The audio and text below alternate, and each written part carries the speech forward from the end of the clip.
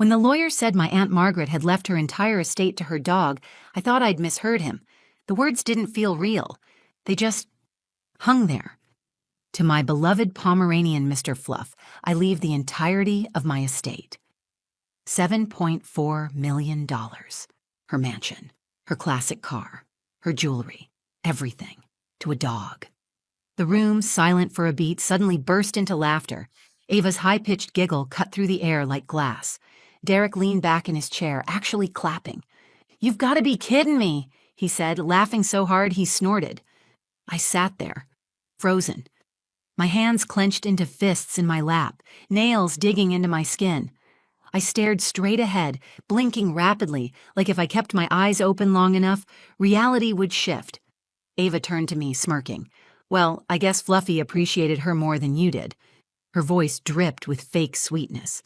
I didn't even look at her. My heart pounded in my chest. My throat tightened. This woman, my Aunt, Margaret, had raised me. After my mom died, it was Aunt Margaret who stepped in.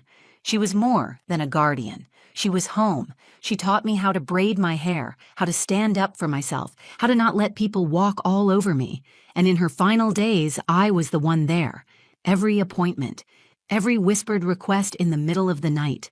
I held her hand when she cried. I fed her when her hands trembled too much to hold a spoon. Ava and Derek, they showed up for Christmas. Occasionally, usually empty-handed, always with an eye on the silverware. And now they were laughing because she left everything to a Pomeranian. My eyes burned, but I refused to cry, not in front of them.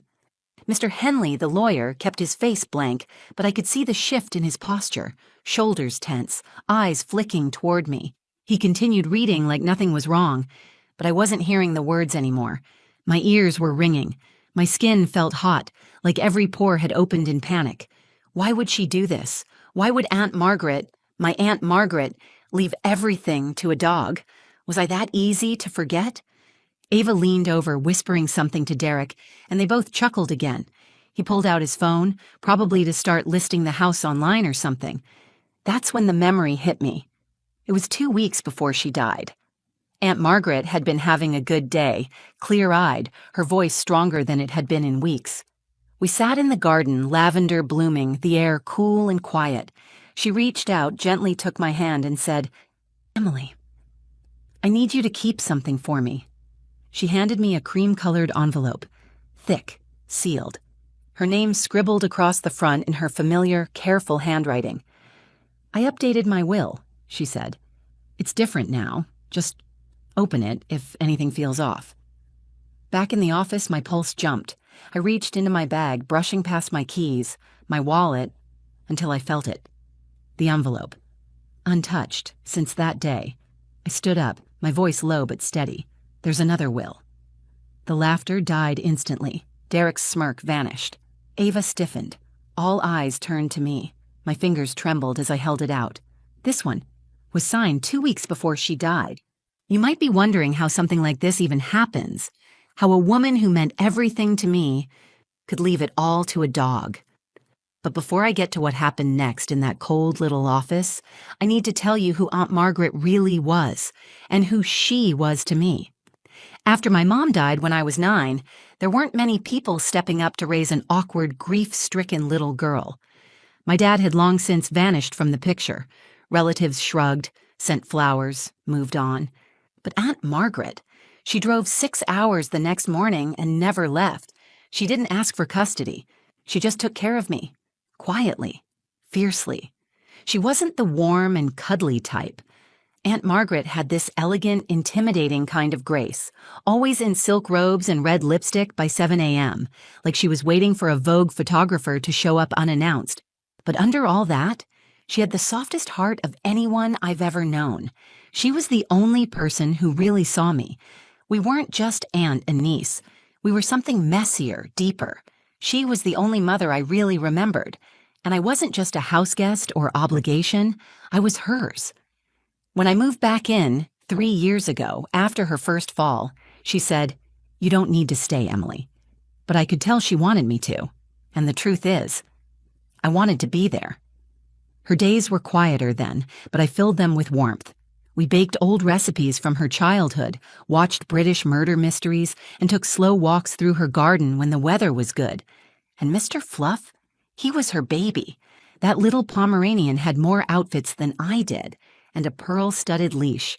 I used to joke that he was her third child after Ava and Derek, except Ava and Derek never called. They only showed up when they wanted something, always with that phony charm and crocodile tears. Margaret saw through it. She'd raise an eyebrow every time they left and say, "Vultures, those two." But still, they were family. I watched her health decline slowly, first her balance, then her memory. But even at her weakest, she was still sharp, still her.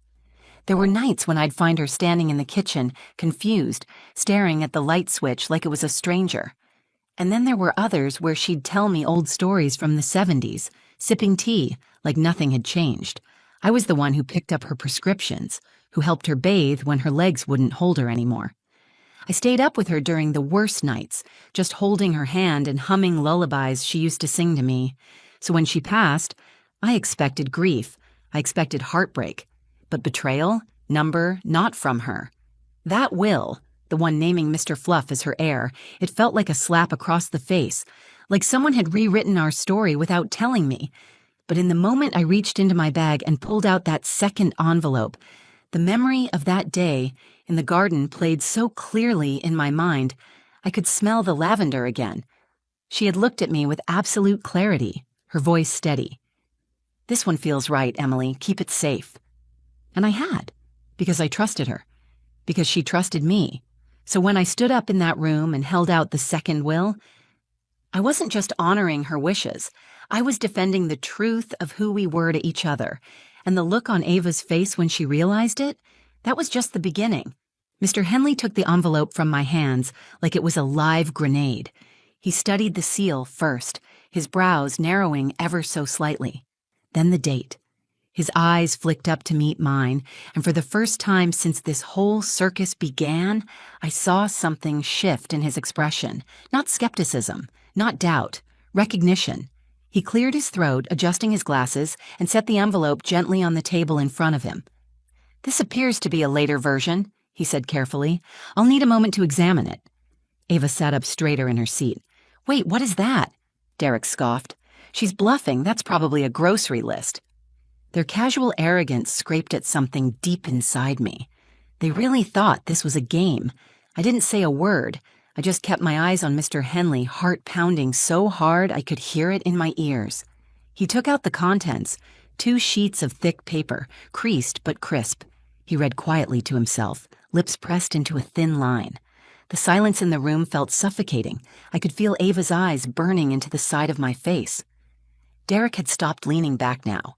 He was hunched forward, eyes darting between the will and the lawyer, and all I could think was, please, let this be real. Not because I wanted the money, not even the house, but because if this new will wasn't valid, if I had misremembered, misunderstood, misread her, then it would feel like I had lost her all over again. Mr. Henley finally looked up. His voice was low but firm. "This document is dated 2 weeks after the original. It's properly notarized. Signed. Witnessed." Ava's mouth dropped open. "What?" she said, her voice cracking on the word. No. She wasn't thinking straight by then. She couldn't have understood what she was doing. But I saw the flicker of panic behind her eyes, the way her polished nails started drumming against the table. Derek was silent now, jaw clenched so tight I thought he might crack a molar. "Let's not jump to conclusions," he said slowly, trying to reel it in. "Aunt Margaret was confused at the end. I mean, come on, she was leaving everything to a dog 5 minutes ago, and now suddenly it's Emily. That doesn't make any sense." That was the moment something snapped in me. I turned to face him, calm, measured, but shaking inside. She wasn't confused when she asked me to sit beside her in the garden. She wasn't confused when she told me to keep that envelope safe. She was clear, Derek, and she knew exactly what she was doing. My voice didn't rise, but it cut through the room like a blade, because I had nothing to prove and everything to protect. Mr. Henley nodded, folding the documents back up. We'll have to pause the distribution process until we process this updated version, but as of now, this is the most recent legal record of her wishes. Ava stood up so fast her chair screeched against the floor. This is insane. She barely even liked you. I met her eyes, calm, unshaken. She loved me. I could feel it in my chest, in the way she had said goodbye without ever saying the word, in the way she'd slipped that envelope into my hand with such quiet certainty. The room was still, thick with tension, and for the first time in years, maybe ever, Ava and Derek didn't have anything to say. Not yet. The meeting ended in silence. No one spoke as Mr. Henley carefully packed up the second will, tucking it back into his briefcase like it was a sacred text. Ava stormed out first, her heels clicking furiously across the marble floor. Derek followed a beat later, his face red and unreadable. I stayed seated. My body felt like stone, every limb heavy with adrenaline and disbelief. It wasn't over yet, not even close. But for the first time since Aunt Margaret died, I didn't feel powerless. Still, the weight of what had just happened sat heavily on my chest. As the office door closed behind the others, Mr. Henley looked at me, really looked. He gave a slow, almost imperceptible nod. "She was very clear, Emily," he said softly, more lucid than I'd seen her in months. She knew what she wanted. I swallowed hard. "Did she tell you anything else?" He hesitated. "Only that this wasn't about punishing anyone.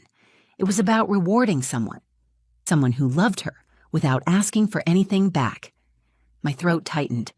I nodded, stood up, and walked out of that office into a world that felt completely different than the one I'd walked into an hour earlier. The sky had clouded over, soft gray light spreading across the city like a veil. I pulled my coat tighter, the chill finally sinking into my skin. My fingers still trembled slightly, like they hadn't caught up to the shift that had just happened. I knew what came next. There would be pushback, challenges, arguments, maybe even a court date. Ava and Derek weren't the type to walk away quietly, not when there was money on the line, but I wasn't scared of them anymore. That night, I went home to the house I'd shared with Aunt Margaret, the house that now felt both sacred and haunting. Mr. Fluff padded over to me as I opened the front door, his tiny tail wagging like nothing in the world had changed. I scooped him up, resting my forehead gently against his soft fur. "Looks like it's just us now," I whispered. I spent the evening digging through paperwork, reading every document Aunt Margaret had left behind. I found notes in the margins of old medical forms, her sharp looping script on Post-its stuck to folders. Call Dr. Lynn for Emily. Order more of her favorite tea.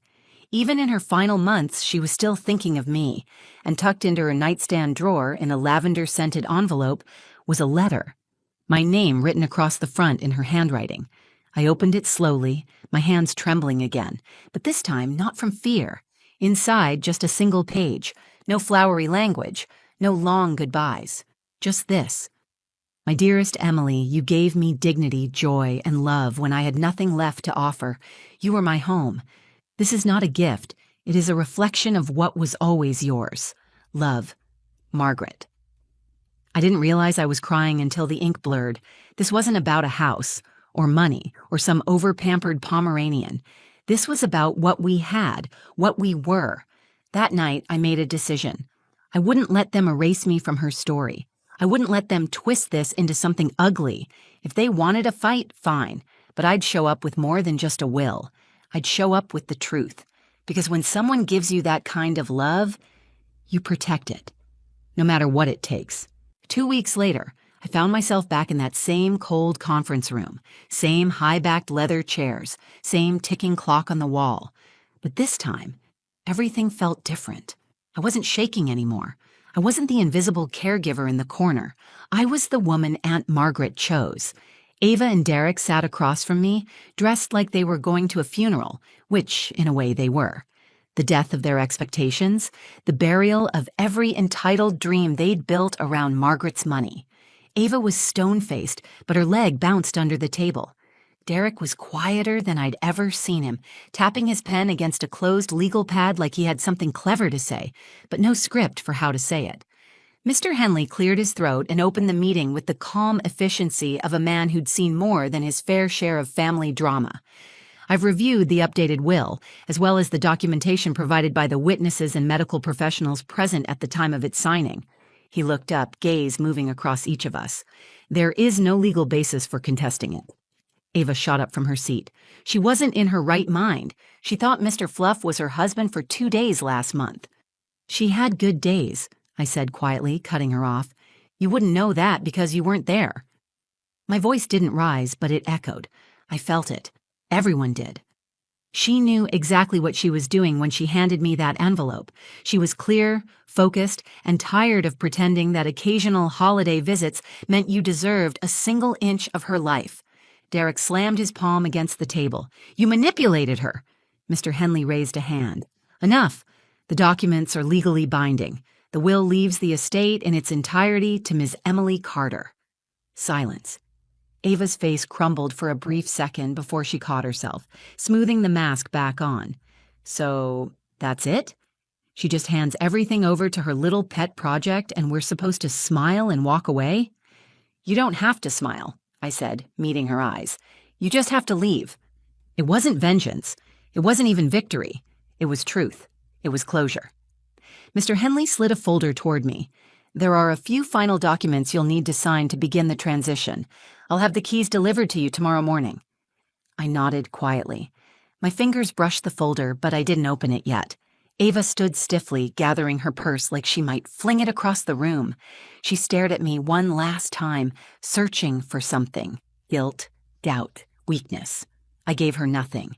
She and Derek turned and walked out. No words, no fight left in them, just the bitter taste of a story that hadn't gone their way.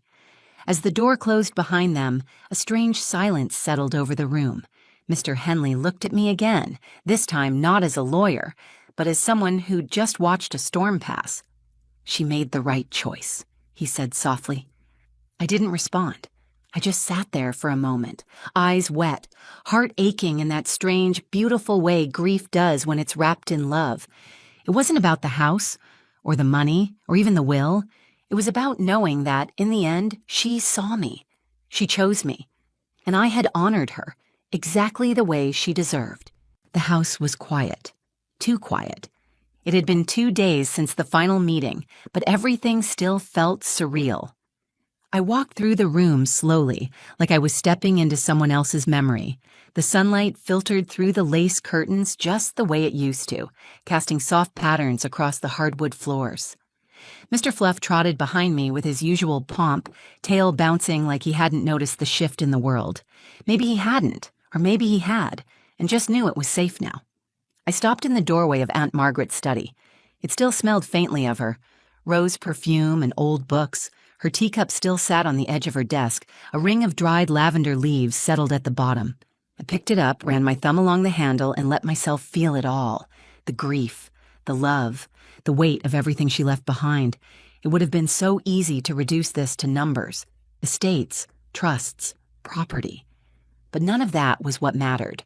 What mattered was her, and what we had. I didn't win anything. I was chosen. And that distinction makes all the difference. I spent the following week writing thank you notes to the nurses who helped us through the final months, organizing donations to the local shelter where Margaret used to volunteer, and creating a space in the garden she loved so much. A small bench, her name carved into the wood, surrounded by the lavender she adored.